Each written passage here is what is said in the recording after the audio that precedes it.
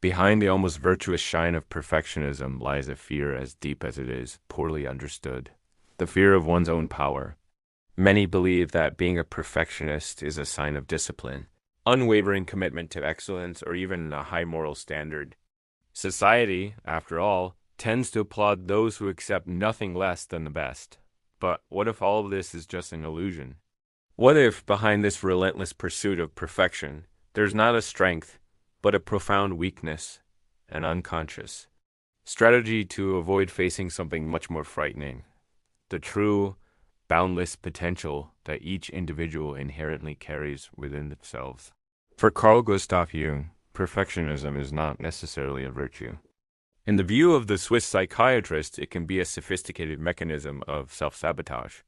The human mind, Jung explained, creates masks, what he termed personas, to hide parts of the self that it fears to expose to the world, and in many cases, perfectionism is precisely that mask, an impeccable facade that protects the individual not only from external judgment, but, above all, from the terror of having to take full responsibility for their own inherent greatness. Imagine someone who dreams of writing a book, launching a business, changing careers, or even speaking in public. This person spends years studying, planning, adjusting every single detail, but they never start. They never take the crucial first step because there's always something that isn't good enough yet. The text isn't perfect. The business plan isn't solid. The idea still needs adjustments. And so the days, months, and years go by. In this case, perfectionism isn't about quality. It is unequivocally about fear.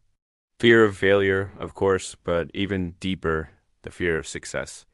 Because, as Jung profoundly observed, success brings with it a painful revelation that one could have done much more, much earlier. Perfectionism creates a state of elegant paralysis.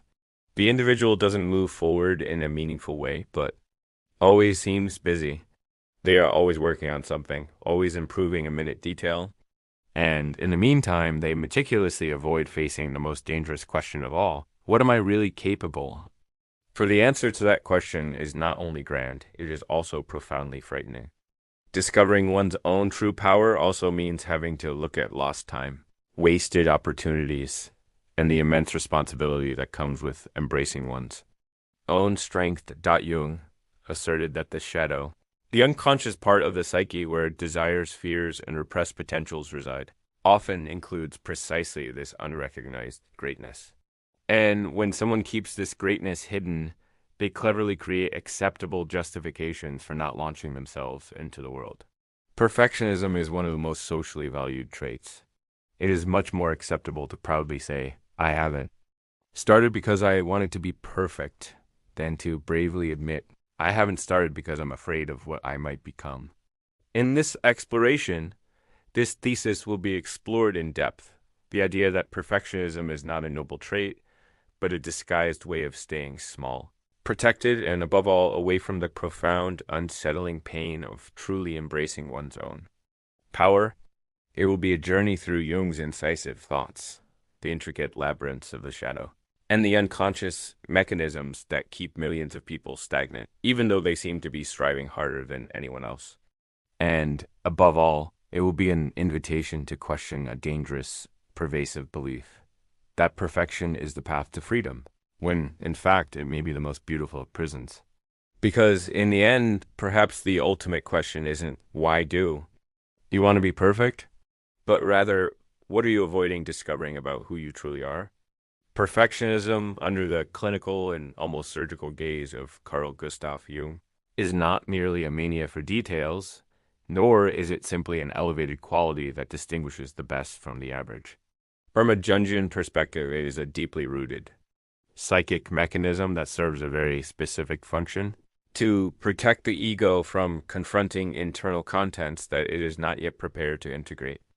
And among these contents is often the individual's own immense inner power. Jung observed that human beings live in a constant, often unconscious, tension between what is conscious and what remains deeply unconscious. Perfectionism fits precisely into this liminal territory between the conscious self that desires admiration and the unconscious self that fears exposure. The obsession with doing everything impeccably right is often a plausible, socially acceptable excuse to avoid concrete, real-world action. For while one is endlessly perfecting something, one is inherently not taking any real risks. But there is something even deeper in this process. Perfectionism feeds on the persona, the social mask that each person meticulously constructs to present themselves to the world. This mask seeks acceptance, approval, recognition. For the perfectionist, the persona becomes almost an altar, a sacred place where everything must shine without blemishes. They need the world to see them as meticulous, dedicated, and relentlessly demanding of themselves. This unapproachable public image functions as a formidable shield. And behind this shield lies what Jung called the shadow. The shadow, in Jungian thought, is not merely a repository of vices, traumas, or shameful memories. Jung went further, asserting that the shadow also profoundly contains hidden talents, repressed desires, powerful creative impulses, and above all, the individual's true potential, everything that has been repressed, not for being inherently bad, but for being too great or too overwhelming for the current structure of the ego to bear. That is precisely why many perfectionists, deep down, are not just fleeing from making mistakes. They are fleeing from succeeding so overwhelmingly that their lives would need to change completely, irrevocably. Think of someone who dreams of starting their own business and presenting their unique vision to the world.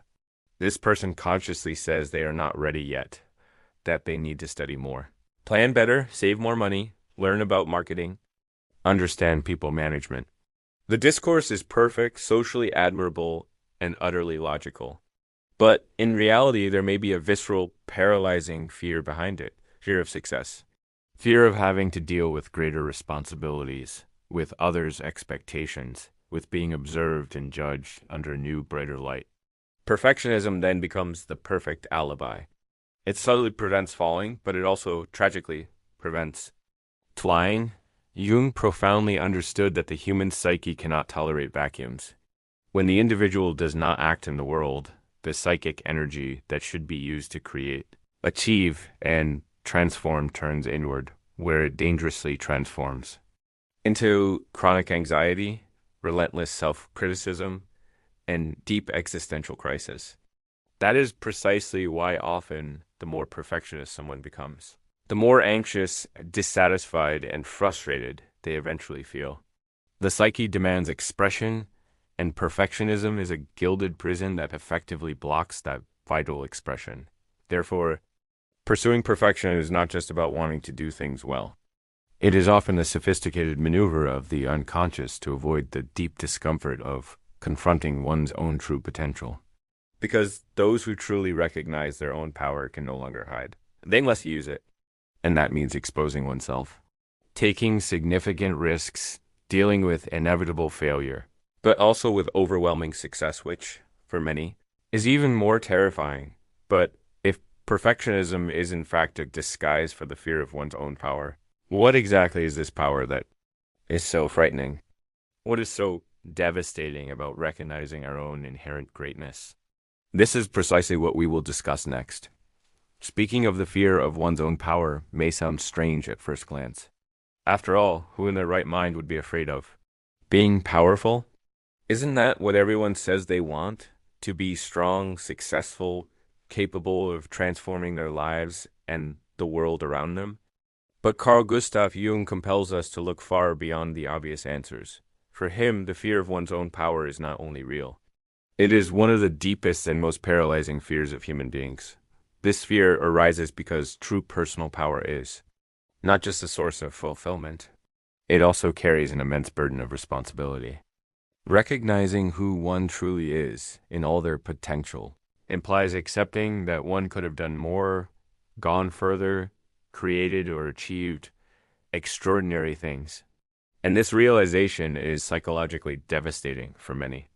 For admitting one's own power, a person must also confront the time wasted, the missed opportunities, The dreams postponed under the convenient excuse of lack of perfection. Jung said that there is a significant difference between what the ego consciously desires and what the self, the deepest, most authentic core of the psyche demands from us.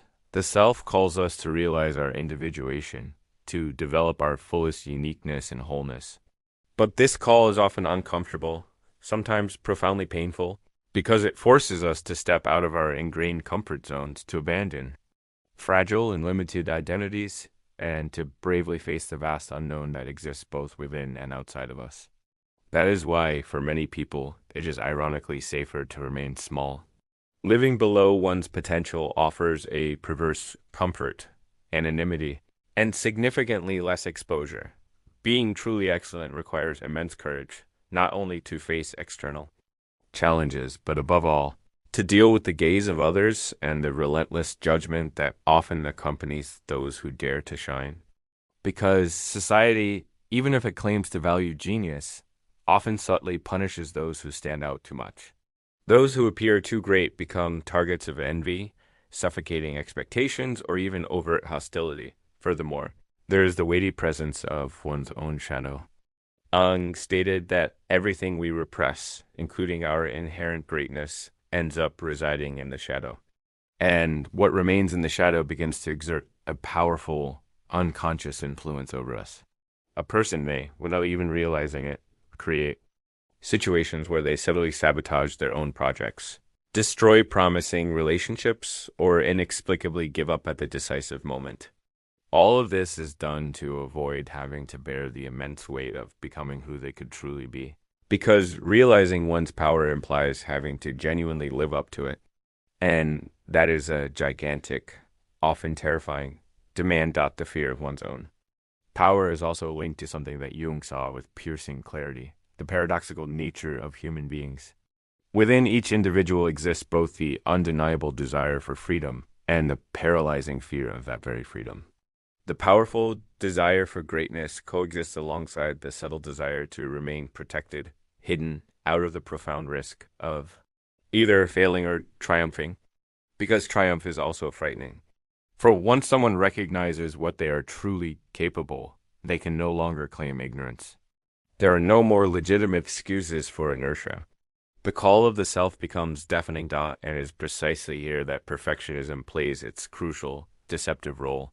It becomes the elaborate trench where the individual hides to avoid responding to the powerful inner call.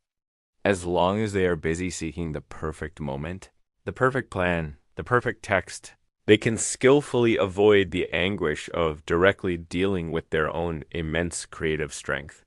Perfection is, therefore, the most acceptable alibi for remaining small.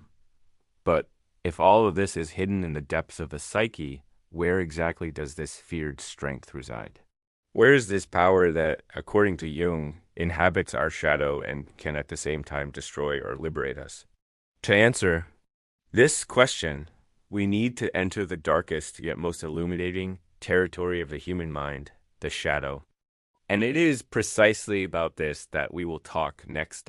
To understand why so many perfectionists remain trapped in endless cycles of idealization and immobility. One must delve into one of the most fascinating and, at times, disturbing concepts of Carl Gustav Jung's analytical psychology, the shadow. And when talking about the perfectionist's shadow, it is not just about flaws, vices, or ugly thoughts. It is primarily about repressed potential, hidden desires, and fears so deep that they often do not even reach consciousness. Jung defined the shadow as everything that the individual does not wish to be, but that nonetheless is. These are aspects, qualities, impulses, abilities, and feelings that have been banished from consciousness because they did not fit their socially acceptable image. The persona that each person has constructed for themselves. In the case of the perfectionist, the persona is impeccable, someone disciplined, detail-oriented, always in relentless pursuit of excellence. But behind this meticulously crafted facade, the shadow may contain precisely the opposite: fear, insecurity, anger, envy, and ironically, Also, grand talents that have been repressed for seeming excessive or threatening to the ego's current structure. For, you know, repressing the shadow does not make it disappear. On the contrary, everything that is denied and banished to the unconscious becomes even more powerful, exerting a silent, pervasive influence over thoughts, behaviors, and decisions. Perfectionism can then be seen as a highly sophisticated defense mechanism. By maintaining an obsessive focus on minute details, the individual keeps the shadow firmly locked away, preventing its powerful contents from surfacing and forcing them to confront uncomfortable truths about themselves. This is where the paradox arises. The perfectionist consciously believes they are in control, that they are working hard to achieve the best possible outcome. But in reality, they are controlled by the profound fear that resides in their shadow. Controlled by the paralyzing anxiety of exposing themselves, of being criticized, of shining too brightly, or of failing spectacularly. It is as if perfectionism were a robust protective wall. Only at the same time, this very wall also becomes an inescapable prison. Within the perfectionist's shadow dwell not only the flaws they fear to show, but also their inherent greatness. Many do not realize that the greater, more terrifying fear is not of making mistakes, but of hitting the mark perfectly, of truly succeeding. Because realizing one's full potential means launching oneself into the world without shields, fully exposed. It means dealing with envy, the immense weight of others' expectations, and the continuous need to maintain results. And above all, it means having to acknowledge that all the time spent hiding was, in part, a precious waste. Jung believed that there is immense life force in the shadow. Everything we repress, including our talents, our creativity, and our inherent boldness, remains there, accumulating powerful energy. This energy, not finding a healthy conscious outlet for expression, begins to manifest dysfunctionally. This can appear as chronic anxiety, panic attacks, compulsions, or extreme procrastination. That is precisely why many perfectionists live in a permanent state of internal tension. They carry within them a dormant volcano ready to erupt, and there is something even more unsettling. The shadow does not only reveal itself in moments of crisis. It subtly infiltrates the small, seemingly insignificant choices of daily life. In an email that takes hours to write because it is never good enough. In a project that is meticulously planned but never launched. In a promising relationship that ends before it even truly begins out of fear of not being perfect for the other person. In the eyes of the perfectionist, the shadow silently sabotages every step, all while the individual maintains the illusion of merely waiting for the right moment. Deep down, perfectionism is an unconscious strategy to avoid contact with this powerful shadow. For facing it means admitting hard truths, that the person is hiding from their own potential. That fear paralyzes them more than any imperfection ever could, and that as long as perfectionism seems noble, no one will force them to change. But there is an immense, devastating cost to keeping the shadow locked away. And this cost manifests in very concrete, painful ways in the emotional, professional, and existential life of the perfectionist. What are these profound consequences? What truly happens when someone lives enslaved by this dynamic? This is what we will explore next. Perfectionism, seen from the outside, often seems like an admirable virtue. Many associate it with the relentless pursuit of excellence, unwavering dedication, and an unyielding commitment to impeccable results. But those who truly live within this gilded armor know that the psychological cost is devastating. For Carl Gustav Jung, everything that is kept repressed or not genuinely lived comes at a profound price. In the case of the perfectionist, the cost often manifests as pervasive anxiety, chronic guilt, paralyzing immobility, and a chronically dissatisfied life. Despite often appearing highly successful in the eyes of the world, one of the greatest traps of perfectionism is the constant illusion of being almost ready. The individual is always just one step away from starting, launching, or fully exposing themselves. but they inexplicably never truly get there. This eternal wait for the perfect moment drains vital psychic energy. Jung called this phenomenon psychic stagnation.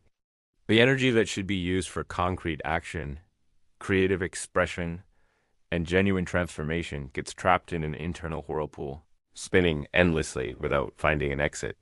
That's precisely why many perfectionists live profoundly exhausted. Even when they seem to be doing nothing overtly concrete, their internal world is a relentless battlefield. There's also the deep, pervasive suffering caused by relentless self-criticism. The perfectionist not only seeks to do everything impeccably, but they also torment themselves relentlessly for every minimal, real, or even imagined failure. Small mistakes quickly turn into internal catastrophes, eroding their self-esteem and sense of worth. Jung warned that the ego, when hypertrophied and overly identified with the persona, this perfect social image, cannot tolerate imperfections because each perceived failure threatens the very identity built with so much effort. The result is an individual who lives in constant knowing fear of being unmasked, as if at any moment everyone would discover that they are not as competent, intelligent, or disciplined as they meticulously seem, but perhaps the highest cost of perfectionism is existential. Jung said that living below one's true potential inevitably generates profound suffering. The perfectionists may even gain significant external recognition and accolades, but they often carry a persistent, hollow sense of emptiness. They feel they are always behind what they could have been. The problem is that admitting this would mean accepting that years, sometimes decades, have been tragically wasted in the name of an impossible ideal. And this awareness is so intensely painful that many prefer to remain in this cycle of eternal improvement, even knowing on some unconscious level that they are actively sabotaging themselves. Another devastating consequence of perfectionism is the toxic relationship with failure. The perfectionist does not see mistakes as invaluable learning opportunities, but as undeniable proof of fundamental inadequacy. Each failure is experienced as a mortal blow to their core identity. This generates paralyzing fear, hindering any attempts at growth. After all, if everything must be perfect, any misstep is utterly unacceptable. This rigid mindset hinders not only personal growth, but also genuine creativity. For true innovation means experimenting, taking risks, and courageously accepting that many attempts will be imperfect. There's also the profound impact on relationships. The perfectionist is not only relentlessly demanding of themselves, but often projects their impossibly high expectations onto others. Partners, co-workers, friends, everyone ends up being measured by the unforgiving yardstick of perfection.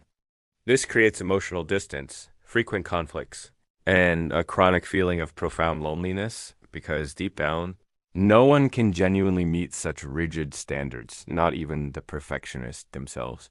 In the book, The Undiscovered Self, Jung wrote that the modern individual, by losing contact with their true self, becomes profoundly vulnerable to external pressures and ends up living according to others' often unconscious expectations.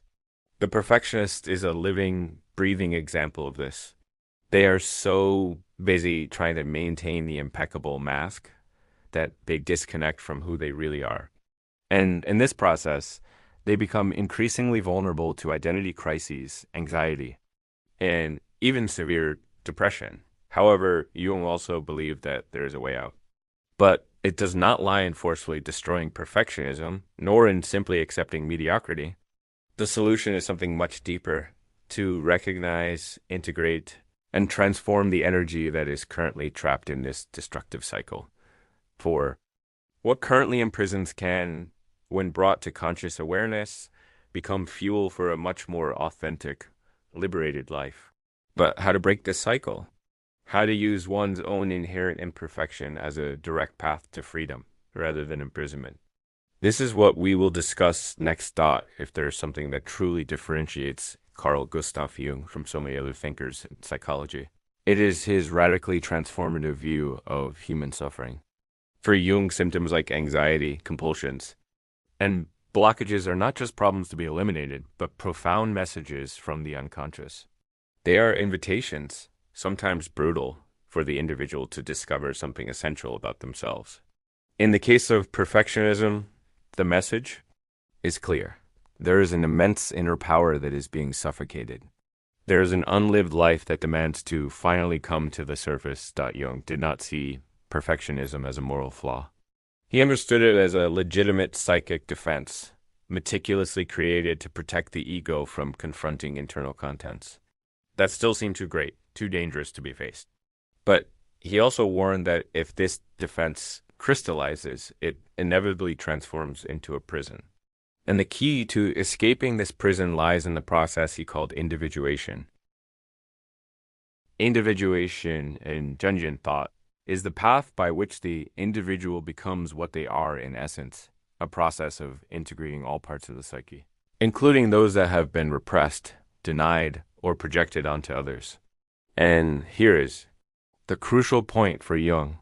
The goal is not to eliminate the shadow or to forcefully rid oneself of perfectionism. It is to integrate, to transform, to make the powerful energies that were once blocked serve conscious life. In the case of the perfectionist, this means recognizing that the drive for excellence is not in itself something bad. The desire to do well can be an extraordinary force, capable of generating valuable works, bold projects, and impressive achievements. The problem arises when this force becomes tyrannical, demanding absolute perfection and ultimately paralyzing action. The Jungian path, therefore, is not to destroy perfectionism, but to transform it from something rigid and paralyzing into something flexible and creatively dynamic. Jung believed that this profound process begins with a crucial act of courage, looking at the shadow, asking oneself without masks, what am I really avoiding by seeking perfection so much? For many, the answer is devastating. They are avoiding discovering what they are truly capable of. They are avoiding the immense responsibility of using their unique talent, their authentic voice, their inherent power. For truly shining requires paying the price of exposure, judgment, and above all, an unwavering commitment to one's own genuine greatness. Another central aspect of Jungian thought is the paramount importance of accepting imperfection as an integral part of the creative process. Asserted that true growth occurs in the territory of error, of trying, of learning. Those who endlessly wait to be perfect before acting never accomplish anything significant because perfection is, by its very nature, unattainable, and it is precisely this impossibility that the perfectionist cannot bear to admit. There is a powerful excerpt from Jungian thought that encapsulates this idea. Freedom begins the moment you accept that your first attempt will be imperfect. Freedom is born when the individual accepts that the first draft will be imperfect, that the first video will not be brilliant, that the first attempt may fail, and that's profoundly okay. It is in this vast, liberating space of imperfection that true creativity resides. It is there that original ideas, genuine innovations, and authentic works that carry the unique, undeniable mark of the individual are found. But Jung did not limit himself to theoretical insights. He also pointed out practical, actionable ways to begin this transformation. One of them is dialogue with the shadow. When you feel fear, shame, or a debilitating blockage, instead of fleeing, sit down and write, what am I really afraid of here? What is the worst that could happen if I do this imperfectly? Often, just naming the fear diminishes its power significantly.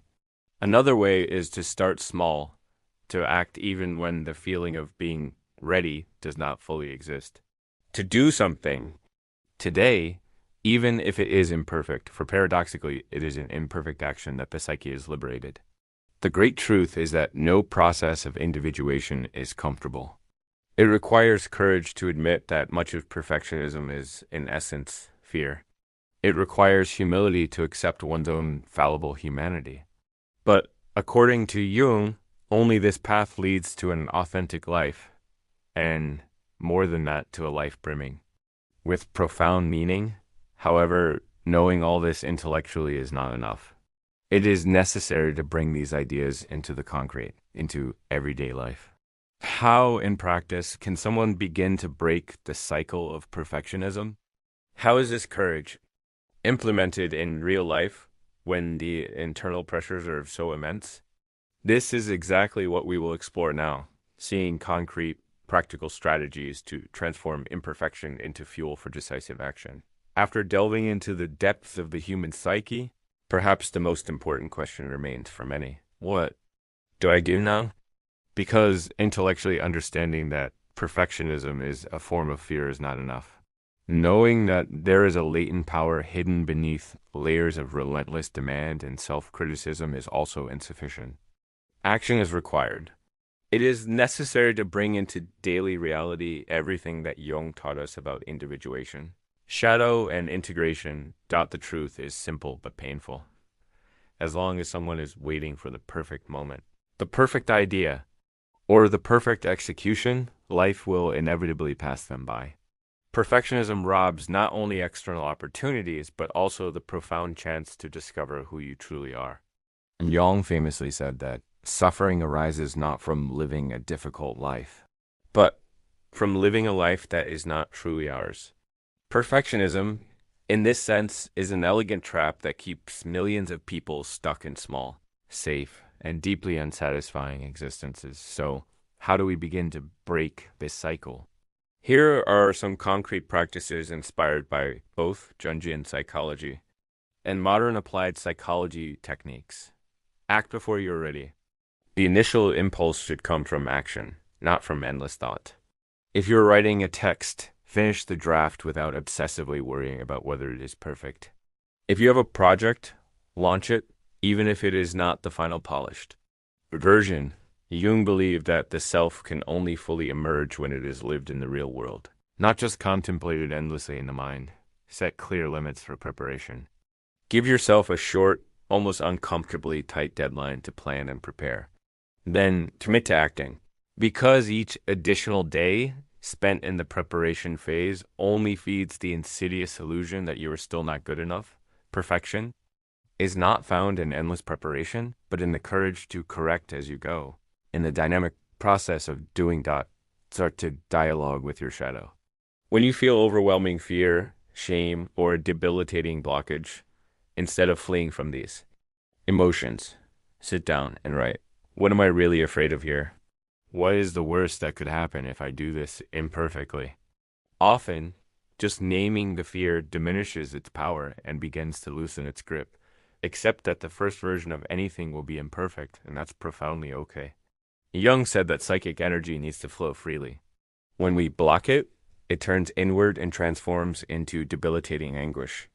It is infinitely better to produce something imperfect, to release that energy, than to remain paralyzed by the pursuit of an impossible ideal. Develop small, conscious victories against perfectionism. Choose something simple to do deliberately, in a good enough way. It could be writing an email without obsessively revising it dozens of times, recording a short video without repeating it dozens of times, or simply allowing yourself to submit something that is genuinely 80% good. Each victory of this kind creates new neural connections that actively challenge the ingrained. Paralysis cycle. Finally, remember that imperfect action always outweighs perfect inaction. This is one of the greatest truths that Jung indirectly bequeathed to us. We are transformed not by thought or contemplation alone, but by action. Perfectionism makes it seem like you're being careful, discerning, responsible. But often it is just fear dressed as virtue. And this fear, if not courageously confronted, will steal years from your life, stifle your talents, and diminish the profound impact you could have on the world. Jung calls us to something much greater, to be whole, even in imperfection, because it is precisely in the vulnerability and authenticity of real action that our true immense power resides. So here's the invitation. What are you postponing in the name of perfection? Share your thoughts in the comments below. Talk about the project you're waiting to finish, about the idea that is stuck on paper, or about the specific fear that paralyzes you. Shine a light on your shadow. You will quickly realize that you are not alone in this struggle. And if this video has brought deep reflections to you, I invite you to continue watching the next video on the channel. It is also important because each piece of this knowledge forms the path to something greater, the liberation of your own authentic self.